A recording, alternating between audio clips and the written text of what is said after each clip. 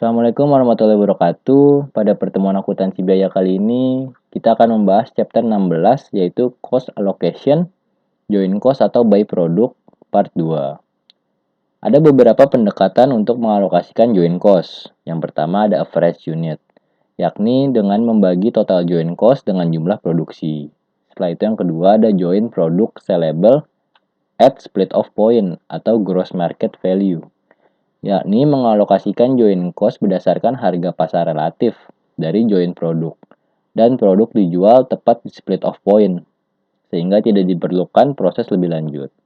Nah, yang ketiga ada joint product not sellable at split off point atau net realizable value, yakni produk baru dapat dijual melalui serangkaian proses lebih lanjut.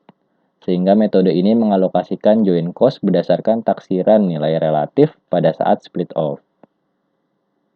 Apa itu joint production process? Joint production process adalah suatu proses produksi yang menggunakan bahan atau input yang sama dan menghasilkan berbagai macam produk yang secara teknis tidak mungkin dihindari.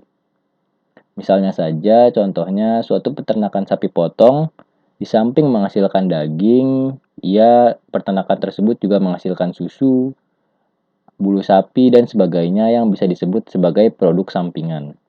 Hasil daripada joint production process adalah joint product yang terbagi menjadi dua. Yang pertama ada main product, yaitu produk utama, dan by product atau produk sampingan. Main product yaitu produk yang memiliki jumlah unit dan harga jual yang lebih tinggi dibandingkan dengan by product. Sedangkan by product itu atau produk sampingan yaitu suatu produk dengan nilai total yang relatif kecil dan dihasilkan secara bersamaan dengan suatu produk lain yang total nilainya relatif besar.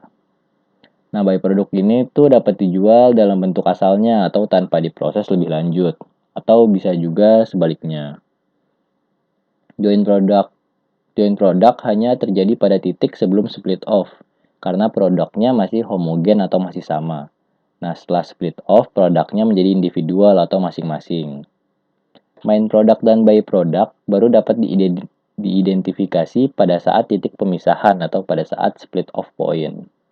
Nah, split off point itu sendiri adalah titik di mana produk-produk tersebut dapat dipisahkan sebagai unit-unit individual. Setelah itu, biaya produksi yang dikeluarkan sampai dengan titik split off point atau titik SOP disebut dengan joint cost. Sedangkan biaya yang dikeluarkan setelah titik SOP disebut dengan specific cost atau SC, atau disebut juga sebagai separable cost atau processing cost. Nah, total cost ini adalah total cost dapat dicari yaitu dengan joint cost ditambah specific cost atau separable cost. Nah, cost per unit yaitu total product cost dibagi dengan unit produksi. Setelah ini kita akan membahas contoh soal yang ada.